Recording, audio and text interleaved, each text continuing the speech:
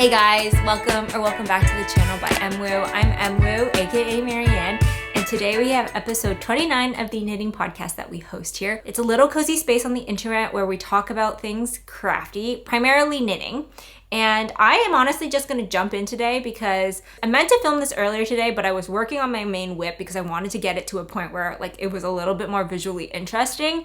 And I hit a snag. So I want to talk about it here. I know usually I do whips later. We're going to do this whip and then we'll go back and do finished objects. But basically, it's the Botanical Yoke Dog Sweater. Did you guys see a dog sweater coming? Probably not. This is a whip that I casted on maybe like a week or so ago. And it was kind of a sudden cast on. I had been thinking about it like on and off for about a week or two prior to casting it on, and then I was like, I have the yarn in stash, I kind of want to get this done before December, and I'll explain why in a moment. And so I just like went with it. So it's not anything visually interesting right now. It's on stitch holders because I literally just had Juby try it like 30 minutes ago and I made a mistake. So we're gonna have to frog. But before we get into that, let's talk about just like the pattern and overall, and then I'll talk about my thing that happened. We typically keep Juby, who is a standard poodle, in a Miami cut. And over the course of the summer, we had worked with our groomer to get it cut pretty short on the body and then keep the pom-poms on her wrist. They're actually called bracelets if you guys are curious. And it's been working really well for us. I really like the way it looks. I really like the way it grows out. We get a good like 8-ish weeks between grooms. And so it just works with our schedule and everything about it. The only thing about it is that because her body is cut so short in the beginning, I think she's starting to get cold. I think that because when her most recent groom happened back at the beginning of October, we had brought her home and I started noticing her sleeping in like more of the donut circle shape, which is not something she historically has done. She usually likes to sleep on her side with her legs out. And I've noticed as the weeks have gone on, now that it's been about a month, the donut is like loosening. Loosening, is that the right word? Is like uncurling. I don't know how to describe it other than the fact that she's not as tight anymore. So my thought process is the tighter she is, she's probably trying to conserve heat, and as her hair is growing out, she's probably getting warmer. And in turn, I was thinking October is not even going to be that cold relative to how the winter is going to be. So I will knit her a sweater to wear for the first couple weeks after a groom, and then she can be her fluffy nude self for the rest of the period. It's kind of weird to think that dogs are nude, but they are. I don't know. I feel like they're like clothes because they like, you conceptually think like their fur is like a sweater, but like, let's be real. They're kind of nude all the time. Doesn't matter. So that was the reason why I casted this one on. The Botanical Yoke Dog Sweater is by Sol Salvo, and it's an all over 2x2 ribbed sweater that has a little bit of cabling in the yoke and like a really nice high neck. The ribbing keeps it really stretchy. It comes in, I think, like extra small to extra large. The main photos on the Ravelry page are of a Boston Terrier and a long-haired Chihuahua. And I think they're so sweet. Seeing them in little sweaters is just so cute. So this pattern's pretty comprehensive. It has two different shapes for if you have a male or a female dog. The male one has the belly part come up a little higher to make room for their doggy privates. And so this one is a female version because Juby is girl, and you can see that it like comes up pretty far near the rear. The one thing I knew I was going to change going in is I wanted to add a opening for harness straps. So I've seen people put this on their dog and then the harness over it, but I wanted to have it so that she could wear her harness under it. And so this is where the little hiccup came in. I eyeballed it originally, and I had literally just added it in right before I put it on the stitch holders, and it's too far forward. My thought process originally was that if I put the harness hole right around the area where I attached the sleeves, it probably would be okay. But then I realized when I had just had her try it on, the harness that we got her has a pretty long like back piece to create more opening areas for her arm to move. I don't know if that makes sense, but basically this hole needs to be like an inch or two further back, which means I'm gonna have to frog a bunch of it, which is fine, but I was just a little like disheartened about it. I thought I was being cheeky about like conceptually going through the process, and this realistically all could have been avoided had I just had her try it on a little bit earlier. I think the reason why I was so hesitant is because the general construction of it is built back to front, or I guess what a human would call like bottom up. But basically you start on the back piece near the tail and then you move towards the yoke and the collar. And so I was having a weird time thinking about having her try it on, because even if she tried it on, in my opinion, it wouldn't be totally representative of like a good fit, because it's missing all the front structural parts. So I had been holding it up to her and eyeballing it, and I guessed wrong. So I'm gonna have to frog that a little bit after talking about this on the podcast, which is fine. I really am enjoying the 2x2 ribbing. It's so squishy and just a good change of pace.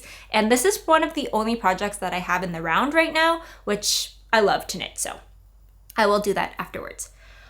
What else? Oh, I guess the yarn. So this yarn is actually a yarn that I'm using from Stash. I've had it for about 3 years now, and I had originally planned to use it for the Colette pullover by Sari Nordlund. I think I talked about it on the podcast like 2 years ago when I was originally swatching for it, and I basically kind of abandoned it for a little bit because I was having trouble hitting gauge. And when I saw the sweater and I saw that it was sport weight and I hadn't really gotten around to casting on the Colette pullover, I was like, you know what, we're just gonna bite the bullet, and if this is like going to hit gauge, then I will use it for this project. And it did. I don't think I've mentioned what it is yet. This is Quince & Co.'s Chickadee in the color Bird's Nest, which is a really beautiful, like, kind of, I want to say like a light dusty blue. It's maybe not super light, but like it's not a dark blue by any means. And it's a beautiful color. It knits up really nicely. I love the way that it squishes. I do think it kind of sits in the direction of more of superwash. I don't think it is on the label. It just says that it's American wool. It doesn't make any mention of it being superwash or not. And it doesn't feel as slick as superwash, but it definitely feels smoother than like some other yarns that I've used. I just feel like the texture of it is just really like elasticy and spongy. I don't know if that's the way that it was twisted. I don't know if it's the yarn material, whatever the case might be. It's a lovely yarn to work with, and it's created this really nice fabric, and I'm curious to see how it will wear, because I suspect that being on a dog, it will get a good amount of wear, especially in like the armpit area. I've already made the sleeves. The pattern is you make the sleeves first and then you do the body, and then at a certain point you attach them like so. Is this making any sense? It looks like a hot mess right now, but conceptually it makes sense.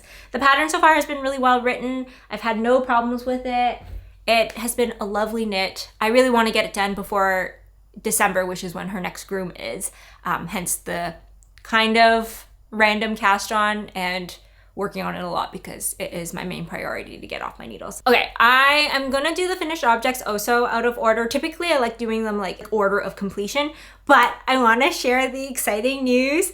The Fika pullover is done. I officially hit my goal of getting it done before Christmas, or I think I said winter, and safe to say I did finish it before the official season of winter starting, and I managed to finish it before it snowed. It actually snowed yesterday as of filming, and this has been off the needles for maybe like a week or so. I still have to finish it in terms of take off all the stitch markers and weave in the ends, but otherwise it's been blocked. Ryan has tried it on. It fits relatively well, and we can talk about that a little bit more shortly. But yeah, I'm so excited to have this off the needles, because if you guys know, you know that it's been a labor of love since February. I casted it on after I finished the halibut sweater, which was Ryan's Christmas sweater last year. And he picked out this pattern himself, which is an all over cable pattern. It starts with these like smaller cables in the top near the collar, and then as you work your way down, you get into these bigger bigger cables. And it was, I don't know, it was a journey, I guess. I like look back and feel fondly about it, but I know I had a lot of like I just like challenges. This was the project that taught me the importance of technique and using specific techniques at specific times, because when I casted it on, it was fine. And then as the yoke got bigger, as you were increasing for the sleeves, I was having a lot of struggle with just like knitting, it was like causing a lot of like pain because I think there's just so many stitches, and this is a worsted weight yarn. So there's just a lot of like tension around the needles. And once I split for sleeves, that got a lot easier, and I finished the body relatively quickly after that. And then I hit another snag when I casted on the sleeves because I originally thought I liked doing sleeves in small circumference needles, which I think is still true, but I think it's only true for stockinette because when I was trying to do cables on the small circumferences, it just like was not working, and that made it go on timeout again until I had a friend recommend me do Magic Loop. Once I had them on Magic Loop, I managed to finish the sweater. So like in the actual knitting perspective, it was pretty seamless, but when it came to like the actual journey, there was a lot of starts and stops because I kept hitting these like snags in the process. I think she sees someone outside. Thank you. Yeah, did you see someone? I know. Yeah, I see them too. Thank you. Thank you. But yeah, overall, I'm so thrilled that it's off the needles.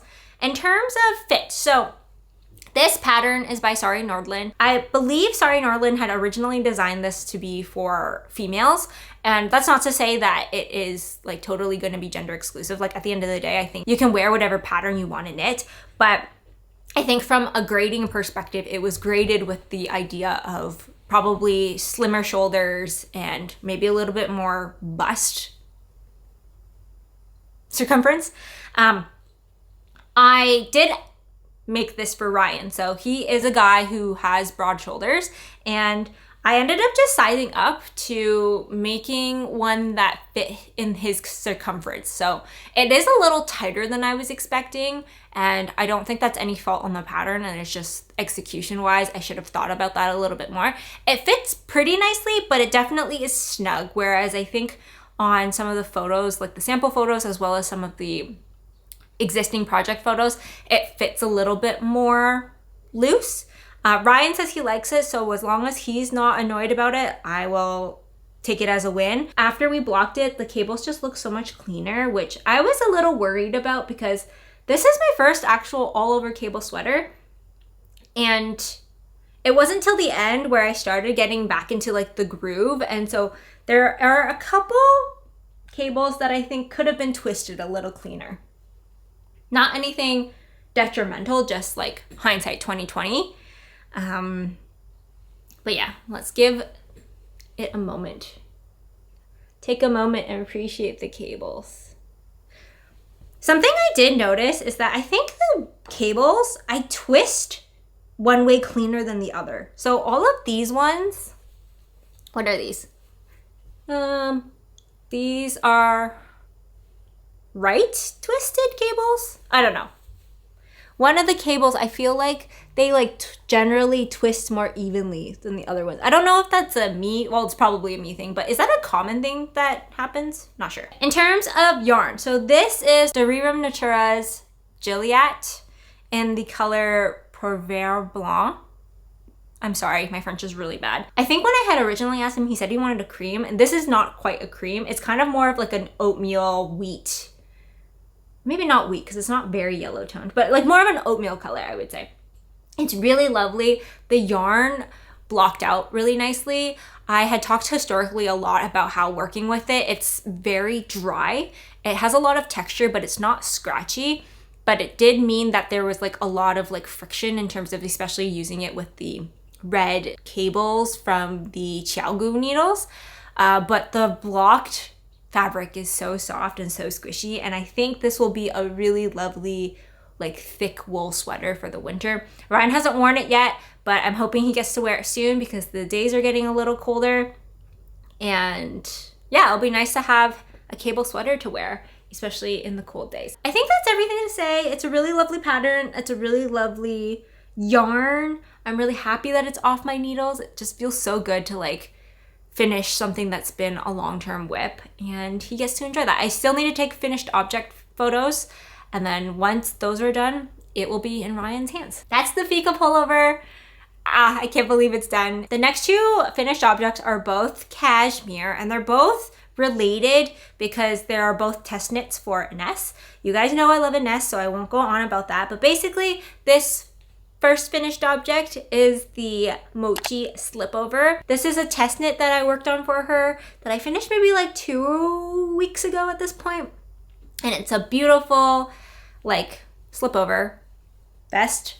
I use slipover and vest interchangeably. I've heard people distinguish the two as slipover being like you have to slip it over your head, whereas vest has buttons.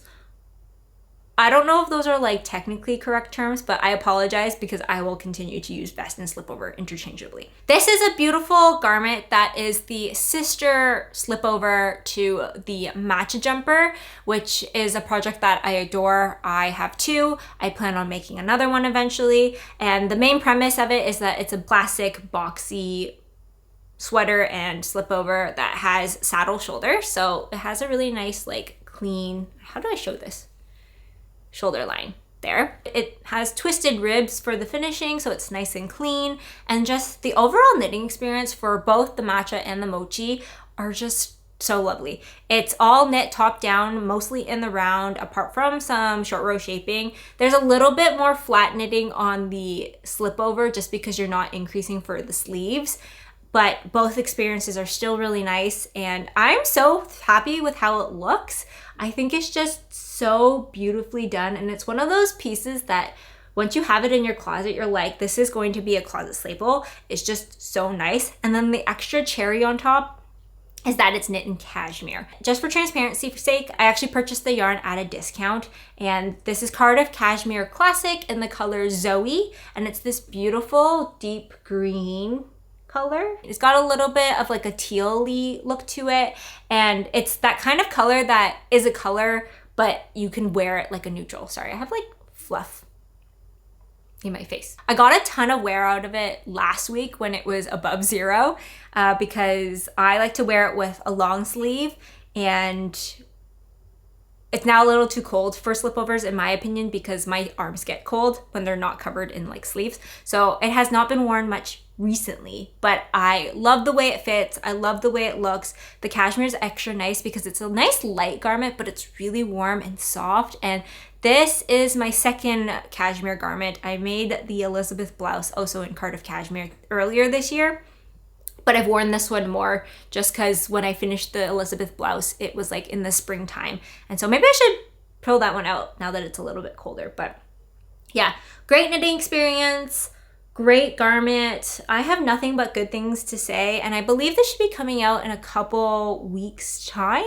The test knit is just about to wrap up, so I think once that's done, the pattern should be released pretty shortly after. Next up, which you already saw quickly, was this little tiny scarf. It's this beautiful, also Cardiff cashmere scarf. This yarn I actually had in stash, but it was also a test knit for Ines, and this one came to be kind of like a spontaneous test knit and cast on because her original premise was that she wanted to make a little scarf for if you had like an extra skein of cashmere from the Mochi slipover. And so instead of doing a whole big test knit call, she kind of just like asked people in the Mochi slipover group, as well as added some other people who I think showed interest on Instagram if they wanted to do it. And given that I had this cashmere from, I think last year when I had ordered yarn for the Elizabeth blouse, I was like, oh, I didn't really have plans and I wanted to make a little scarf with that, but I didn't know which one. So I was like, this is the best opportunity to do so. So this is a little scarf. It's the long version. It actually has a short version that I think is about, it's like 2 repeats shorter. So it's going to be about that length, whereas this one is this length. And it features 2x2 ribbing with this beautiful like crossing or trailing I-cord detail. This piece specifically took about 1.5 skeins of the Cardiff cashmere. The smaller version is designed to only use 1 skein, and I think it's such a beautiful pattern. I'll let you see the details a little bit better. Okay, a couple things to say about the pattern. One, it's very addictive. However, I wouldn't say that it's like mindless. Despite it looking fairly straightforward, the trailing I-cord does require you to do quite a few like increases or decreases depending on like the direction that you're going. In turn, I find myself referring to the pattern quite a bit, despite the in-between work being very addictive. Like once you get going, it's really nice, but I had to keep double checking like what I was supposed to do so I didn't do it wrong. I think the I-cord on the edge is a really nice detail, and this actually isn't blocked. Her recommendation in the pattern is not to block it, to give it more of that like squishy, warm texture. I'm sure if you wanted to block it, it would be fine, but you would lose some of the like elasticity that you get horizontally.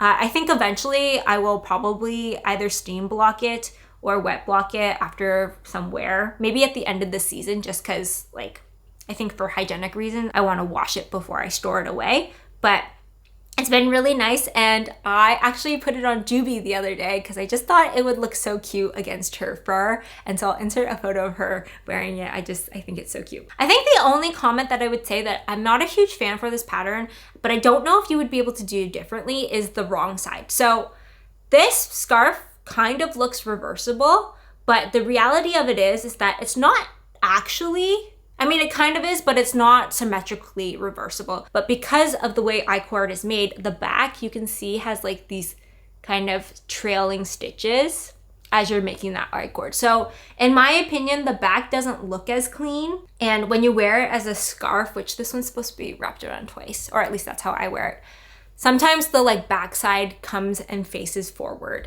And it's okay. It's like not a huge deal, but it is a little element of the scarf that's like not as clean as I think I want it to be, but I wouldn't know how to mitigate that because I think there's only one way to make I-cord, and I think that's just part of the stitch pattern. That's no fault on Ines or anything. I think that's just a personal preference in terms of I wish it was a little bit more symmetrically reversible, but it's also still really cute and really lovely. And I love that it like only uses like a skein or two, so this could be a really fun Christmas knit or gift knit for someone lovely in your life because it's like a little luxurious, not too expensive, and quite quick.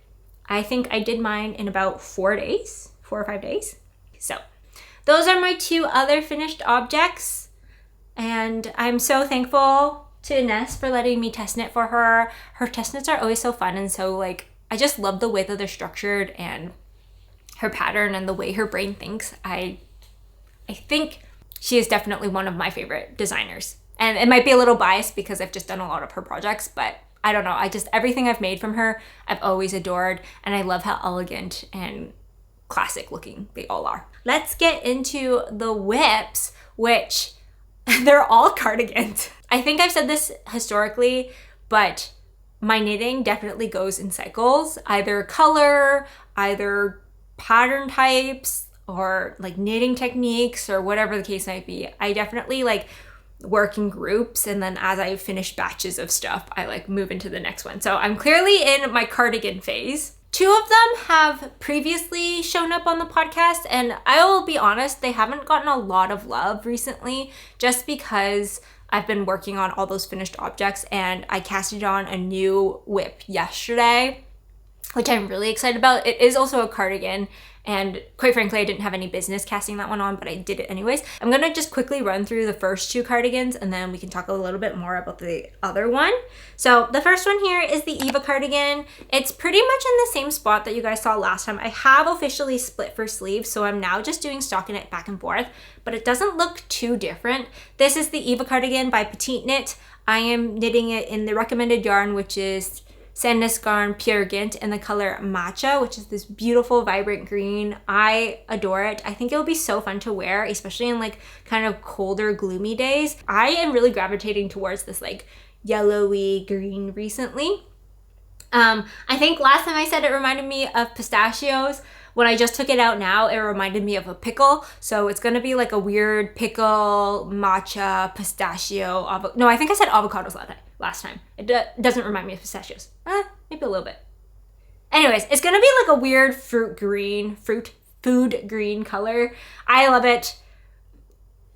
What would you guys describe this as? This is my second time knitting the Eva Cardigan. I actually knit it, I wanna say, not this year, last spring, version for Ryan. I made like a cream brown version that he wears a ton. That one was made in Sandnes Garn Sunday, held double in the color almond, and Into the Woods or Out of the Woods. I think Into the Woods. I always get it confused with the Taylor Swift song, but I know that the Taylor Swift song is Out of the Woods, so Into the Woods.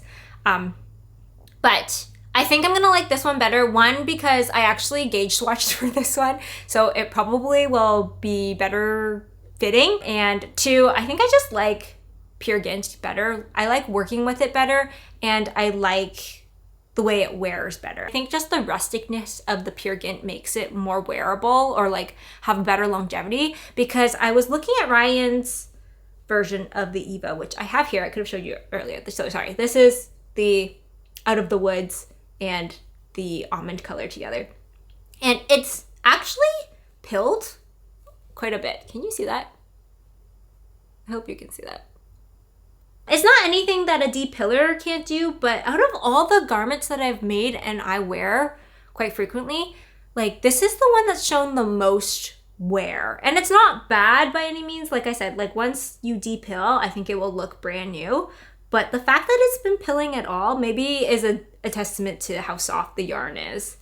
I'm picking them off, sorry. I'm getting distracted. Overall, Sandnes Garn Sunday is still a really lovely yarn, but this is the first time that I've seen it wear like this. And it might just be the fact that Ryan wears this garment more than I wear some of mine, because at the end of the day, he only has four now because of the Fika knit sweaters from me, whereas I have way more. And so I cycle through them a little bit differently than he does. Nevertheless, I'm excited about that Eva cardigan. I do want to get it done eventually. I think it just is going to be like a nice casual cardigan that I really want to wear just like thrown over like a white t-shirt with jeans or something. And the green just makes me really happy. The other cardigan that I also had last time that I am still working on is the Maggie Cardigan.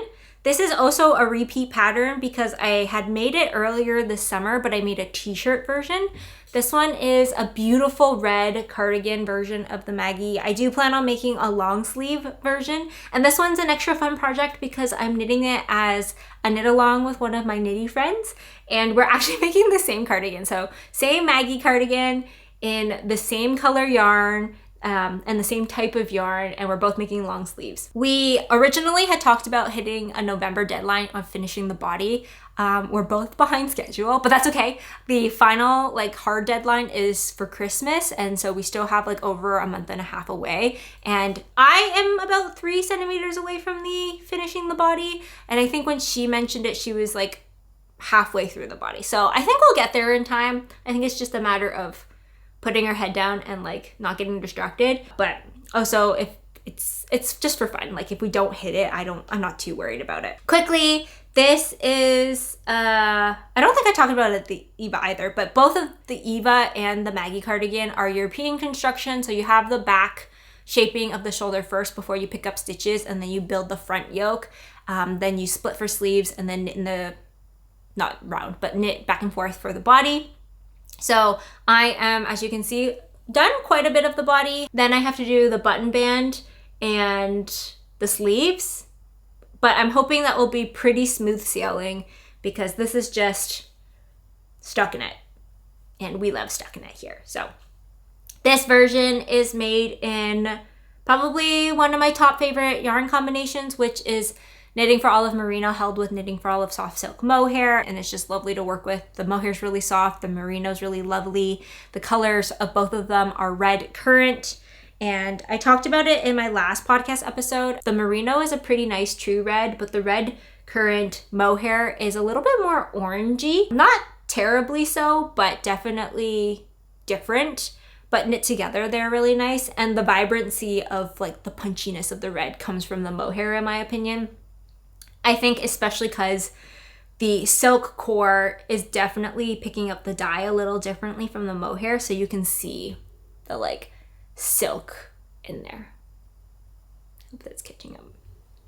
Still a lovely combination. Definitely more red than the pomegranate, but not a true red in my opinion. So if you're looking for like a really true like deep red, this is not the color for you. I actually don't think Knitting for Olive has a nice deep red, like a scarlet red in my opinion, but having a lot of fun with this one.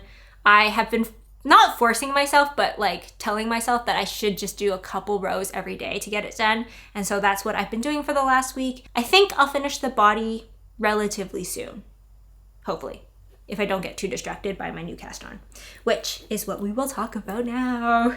I just realized now, I don't think I talked about what I was wearing. So actually very quickly before we jump into that, I'm gonna mention what I'm wearing today, just very high level, in case you were curious. But this is my Alder sweater. This is a sweater that I finished beginning of 2024. And it is a beautiful, I think it's considered color work. It's a little simpler color work because you only ever hold one strand of a color at a time. And it is by Rebecca Clow. I adore it. It's probably one of the warmer sweaters that I have. It's made in, I'm gonna get it wrong, I always get it wrong, West Yorkshire's, is it Yorkshire or Yorkshire? Yorkshire, I'm gonna go with. Spinners, Fleece, Blue-Faced, Lancaster, DK. I think I got it this time, which is a really beautiful yarn. Top 3 for sure favorite yarns that I've ever worked with. It's just nice and squishy and plump and fuzzy, but not itchy, and beautiful to work with, and just everything you want in a yarn, in my opinion. And this one was made in the color Berry held with Ecro. And it's a raglan, if you can't tell. But that's very high level what I'm wearing. If you want to learn more about this, you can check out my Ravelry page or scroll back because I talked about it a long time ago.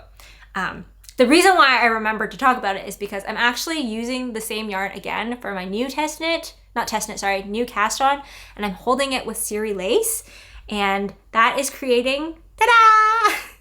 This beautiful crescent that will eventually be the Crail Cardigan. So the Crail Cardigan is the cardigan part of Rebecca Clow's most recent pattern release, which is a mega pattern. I think it has what she has been calling vest and slipover, which is why I realized maybe people don't use them interchangeably, a cardigan and a pullover sweater. And I love it. It's a beautiful cable knit garment. So in my case, cardigan, and it has a lot of squishy honeycomb cable. So like that nice vintagey looking texture. It leans more like jacket style, which is kind of what I think I'm missing from my wardrobe right now. I'm missing a lot of things, but one of the things I've been thinking about a lot is just like a nice off-white, really warm jacket, cardigan-esque cabled garment. That was a very long description. And I actually have one that my mom gave me a while ago, but I think it's store-bought and I'm pretty sure it felted. It's still really nice and warm, and it's a little itchy. So I don't gravitate towards it very much, and I want to make my own to maybe eventually become a heirloom piece and pass down, just because I think it has like a really classic looking look and almost like a vintagey feel, but it will be new because I am currently making it. I don't have much to show because I literally casted it on yesterday, but basically I am 5 rows in, and I just wanted to get it on my needles because I've just been itching to cast it on for forever. I made 2 swatches in preparation for this, one of which was with Mohair and one of which was with Siri lace. You can tell that this has like a little bit of a blue tint because I used the Sunday Fabric Co. yarn that I had because I hadn't purchased the undyed version yet. And I think they're both really lovely, but I really like the way that the cream one looks, even though this is Mohair. When she made the announcement in July, I knew I wanted to make this cardigan, and so I had scoured the internet because I knew I wanted to make it with this West Yorkshire Spinners BFL, except something that I realized when looking into it is that the cost has gone up. So when I bought it for the Alder, it was about $21 to $22 a skein. And when I was looking for it for this new cardigan, it was like, in most cases, like $28 to $30 a skein. I don't really know what caused the increase. I did manage to find one yarn store that was like kind of nearby. I had the yarn shipped to me, but I think it's like an hour or so away, or maybe 2 hours. I don't know. It's on the way to like Toronto, so it's not terribly far, where they still had it at the like $22 price. And so I purchased a bunch of the yarn for this cardigan as well as for a different project because I love it so much, but $30 really, really hurts in my opinion. I'm no stranger to buying nice, expensive yarns, but I don't know. It was a little too steep in my opinion. And then I am currently having a love moment with Siri lace. After I did my comfort pullover, I just loved the way that the Suri lace and that felt. That one was Sunday Fiber Co. Suri lace, and it's so soft. I think I prefer it over to Mohair. So when I wanted to make this off-white color one, I knew I wanted to hold it with undyed Suri. The funny thing about Suri is that I don't think it's very easy to find. Every time I look it up, most of the places that offer it are hand dyers, which is great, but I'm not looking for a hand dyed version. So this one is actually one that I found through a Canadian, I want to say they're a wholesaler or I don't think they're a manufacturer. So maybe a wholesaler or a distributor of undyed yarns. And I think the whole premise of their like company is that you can bulk buy yarns to either dye yourself or use undyed. So I picked up a couple skeins of this Suri, which is I think 65% Suri, 35% lace, 35% silk for $12 a skein, which I think is a great price for what it is. It's so soft. Oh my God, I love it. I love it so much. Something I do know that I want to change about this pattern though will be the sleeves. I believe Rebecca really likes doing tight sleeves, which I'm not a fan of. So this one, I think for the Alder worked out okay because there's not a lot of ease on this garment, but I had previously made a stickless version of her stick season sweater, and it also has tight sleeves, and I don't like the way it looks. I still wear it a lot because it's just a really nice warm at home sweater, but I just feel like proportion wise with the drop shoulder and the tight sleeves, it doesn't fit my body style very well. And so for the Crail, I definitely want to do a looser sleeve. I haven't fully decided if I just want to change the decrease rate or if I just want like undecreased sleeves altogether. I'll have to think about that. Please let me know in your comments below if you have any like insights into changing the sleeve decreases or foregoing decreases altogether, because it will be, my first time doing like a mod like that on a cardigan or any type of sweater for that matter. What else do I have to share? I think that's it for the knitting stuff. One quick last minute feature is a non-knitting related project, and this is just to share because I had the craving to do cross stitch a couple weeks ago, and so I YOLO started cross stitching and this is what it looks like. Can you tell what it is? They're eggs. And do you know what type of eggs they are? They're ramen eggs. I'm making a cross-stitch ramen bowl for Ryan to add a little bit of decor into his office because I want to do a cross-stitch project, but I also wanted a pattern that I thought looked cool. And so, yeah, this was something I just randomly decided to do. For cross-stitching, I find that like I have to be in a different crafting mindset to do it. Knitting, in many cases, unless it's like super detailed or I'm like in the middle of sleeve splitting or need to count stitches or whatnot, I find can generally be mindless and you can do it while watching TV or watching YouTube or something. For cross-stitch, you have to like lock in. At least that's what I found for myself. I can like sit down and cross-stitch for like an hour, and it's like kind of like flow state. You just like get into it and you start like moving your thread and cutting it and like working through. And in my opinion, because I like to be efficient with my thread, I try to go in like a systematic order. And then before I know it, like an hour or two is gone and I haven't like breathed almost. But yeah, that's something else that's been going on. I definitely have not worked on it recently. So I think that was a little bit of a fad, but I'll keep you posted on the progress of that. Just like hypothetically all the other crafty stuff that I've been doing. I think that's everything I have to say today. I feel like it was a little chaotic because we just jumped straight in and I didn't do what I was wearing until way later, but that's okay. I think I covered everything that I wanted to, and if not, we'll just talk about it next time. But I hope you guys enjoyed today's video. Thank you so much for watching as always. I hope you're having a wonderful crafty day and enjoying whatever weather you're having outside. It officially snowed yesterday, so I am so excited and I think I'm gonna go for a walk after this. But I love you guys so much. Thank you for watching and I will talk to you guys in the next one.